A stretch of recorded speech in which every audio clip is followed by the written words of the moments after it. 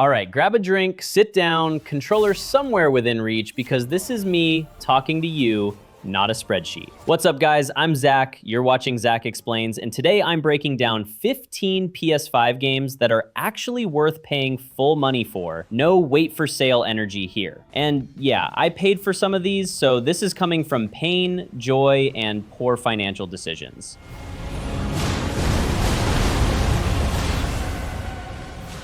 Ragnarok feels like getting punched in the face and then hugged immediately after. The combat is heavy, crunchy, and insanely satisfying. Every axe throw feels intentional, every missed dodge feels like the game saying, nah, that's on you. And let me tell you, I went into some fights feeling confident and came out humbled. Like sitting back, controller down, staring at the screen humbled. The bosses do not care about your ego. Story-wise, this game somehow balances epic god nonsense with really quiet, emotional moments that sneak up on you. One minute you're fighting something the size of a building, next minute you're walking and having a conversation that hits way harder than expected. And yeah, Atreus talks a lot, but honestly, I've played games with silent companions and it's way worse. The side quests are dangerously good. I told myself I'd skip them and then immediately got distracted helping random characters with deeply personal problems. This game absolutely earns its full price, even if it emotionally exhausted me and made me rethink my parenting skills.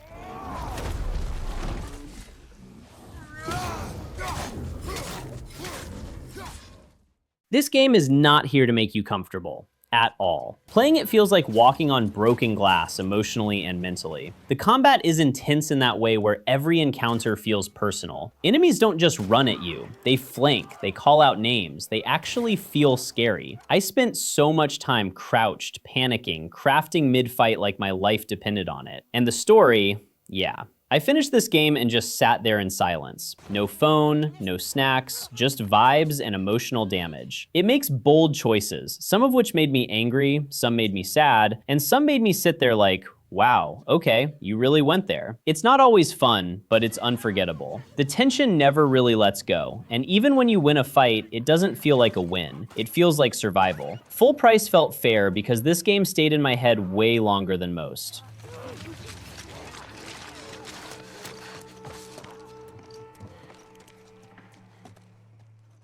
Dispatch is one of those games I clicked on thinking, yeah, okay, I'll check this out for a bit. And then suddenly I'm fully invested in superhero workplace drama like it's my second job. You're not flying around punching villains, you're stuck at a desk, sending out a bunch of dysfunctional heroes to deal with emergencies. And somehow that's stressful in the best way. Every decision feels like it matters, but also feels like it might blow up in your face 5 minutes later. I'd be sitting there like, okay, this choice seems reasonable, and the game immediately proves me wrong. The writing is sharp, the banter is genuinely funny, and the voice acting is way better than it needs to be. I caught myself getting attached to these characters way too fast. Rooting for some, absolutely not trusting others, and definitely making questionable dialogue choices just to see what would happen. It feels like a mix of office drama, superhero nonsense, and oh no, I messed that up energy. The gameplay is mostly managing situations and conversations, but it works because the pacing is solid and the story keeps pulling you forward. I lost track of time more than once, which is always a good sign. Full price felt fair by the end, mostly because I was annoyed when it was over.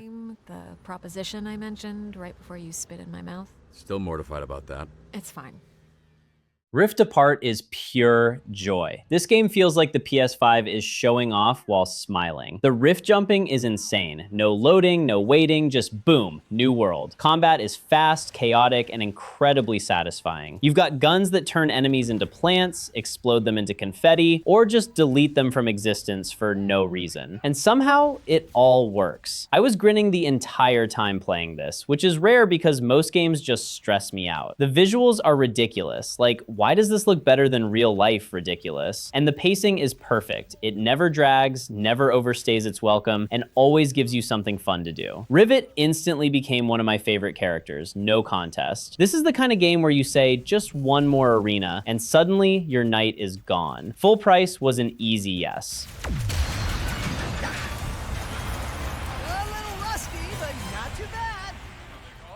This game is stupidly beautiful. Like, distractingly beautiful. I would start a mission, see a sunset, and immediately forget why I was there. Combat feels amazing when everything clicks. You're sliding, dodging, popping machine parts off like you actually planned it, and then 5 seconds later, you're getting launched into the air by a robot dinosaur because you got greedy. Aloy still feels great to control, and the world is so packed with stuff that it's almost dangerous. I went in saying main story only, and somehow ended up deep into side quests, upgrading gear I probably didn't even need. And yes, climbing can still be a little, please grab the ledge, Aloy, I'm begging you. But when it works, it really works. Every machine fight feels like a puzzle mixed with a brawl, and when you finally take one down, it feels earned. I paid full price and didn't regret it for a second, even if the game turned me into a full-time resource hoarder.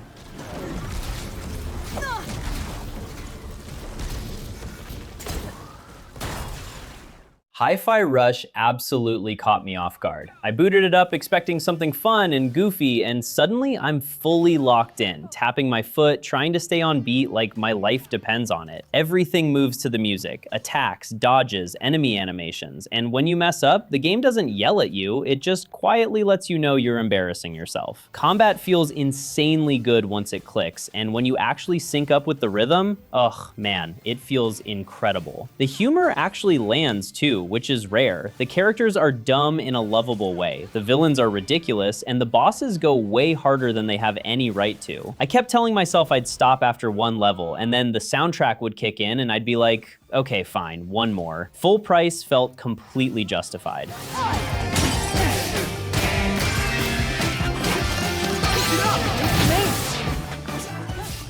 Ghost of Yotei is one of those games that sneaks up on you. At first, it's quiet, almost calm, and then suddenly you're in a brutal fight where every mistake gets punished immediately. Combat feels deliberate, like the game is constantly reminding you to slow down and stop being reckless, which I ignored, repeatedly, and paid for it, a lot. The world is moody and atmospheric in a way that just pulls you in, and before you know it, you're emotionally attached to characters who barely say anything. I thought I was good at this game early on. I was not. The enemies humbled me real fast. But that's what makes it satisfying. When you finally win a fight, it feels earned, not handed to you. Full price felt fair, and honestly, I respected the game more the more it punished me.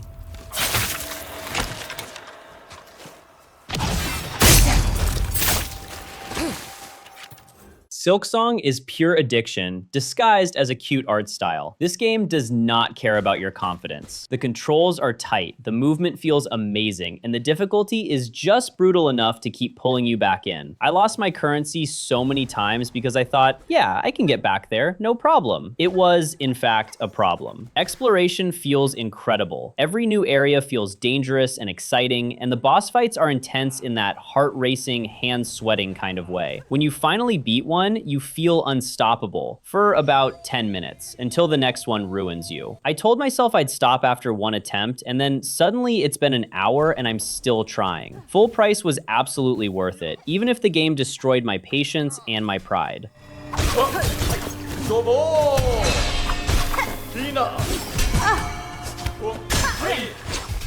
Rebirth is one of those games that makes you forget time exists. I booted it up thinking, okay, I'll play for an hour, and then suddenly it's night outside and I'm emotionally attached to fictional characters again. Combat is flashy, fast, and somehow still strategic, which means I thought I knew what I was doing until the game politely reminded me that I did not. Switching characters mid-fight feels amazing when you pull it off, and deeply embarrassing when you forget who you're controlling. The world is massive in a way that's almost rude. Every time I thought I was done exploring an area, the game was like, oh no, you missed like 5 things. And the side content, some of it is incredible, some of it is completely unhinged, and I did way more of it than I meant to. Minigames will absolutely test your patience, but you'll keep doing them anyway because your brain says, just one more try. Full price hurt, but the amount of game you get here is honestly wild. I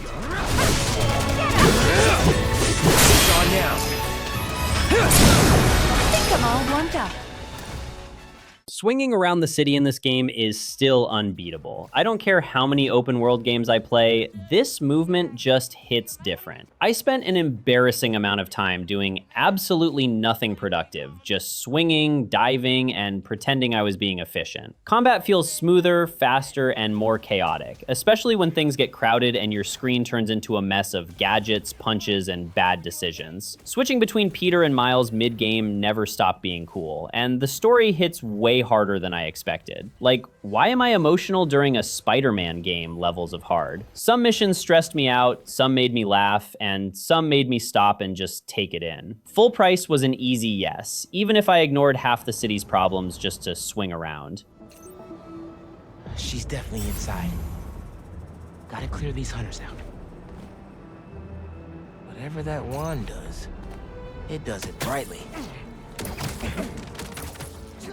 This game had me stressed from minute one. Ammo is always low, enemies refuse to stay down, and every time you hear footsteps behind you, your soul leaves your body. Combat feels tight and satisfying, but also constantly keeps you on edge. You never feel fully safe, even when you think you are. I wasted so many bullets panicking, and the game absolutely punished me for it later. Inventory management alone feels like a mini horror game, and the pacing? Perfect. It gives you just enough breathing room before throwing something horrible at you again. The remake keeps what worked and somehow makes it feel even better without losing the tension. I screamed, I laughed, I paused the game just to mentally prepare. Full price was worth it, even if it aged me a few years.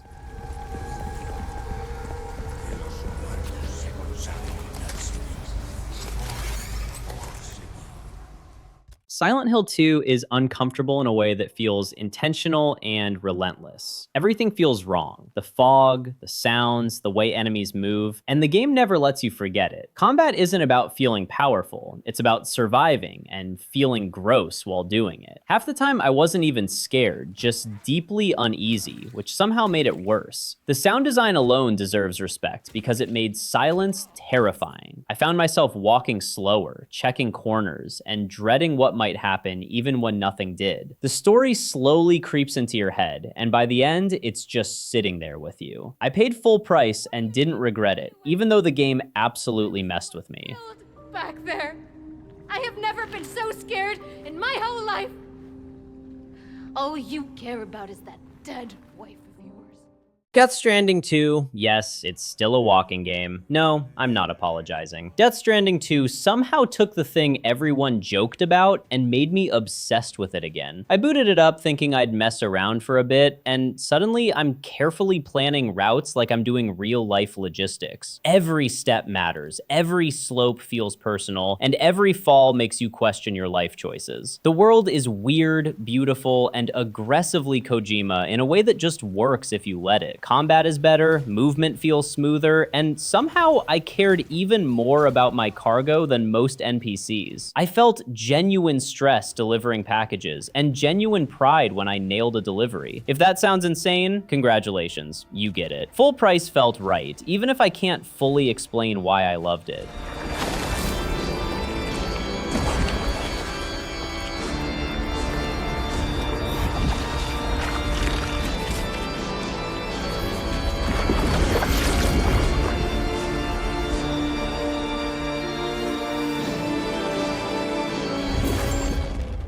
Stellar Blade is slick in that, okay, I need to lock in kind of way. Combat is fast, stylish, and absolutely unforgiving if you get lazy. I went in confident and immediately got humbled, which honestly made me respect the game more. Every dodge, parry, and attack feels deliberate, and when you mess up, the game lets you know instantly. Boss fights are intense, flashy, and just hard enough to make you replay them over and over until it finally clicks. The world looks great, the animations are clean, and the whole thing just feels sharp. I found myself saying one more attempt way too many times, and suddenly my evening was gone. Full price was worth it for the combat alone.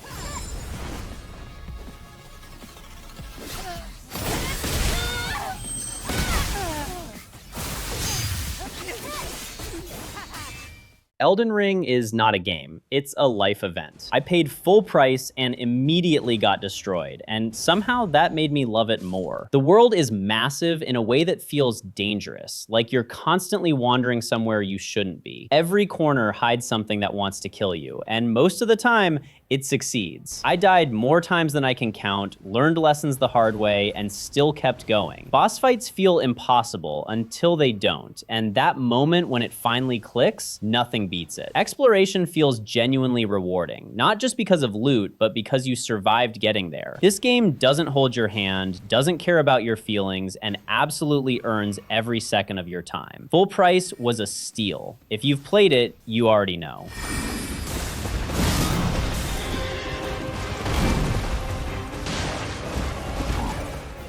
All right, that's it for today, guys. If you enjoyed hanging out, got some new games to throw money at, or just like hearing me rant about dying, grinding, and terrible NPCs, hit that like button, maybe subscribe, and I'll keep feeding you this chaos. Thanks for watching, and I'll see you next time. Hopefully after I've recovered from all this gaming nonsense.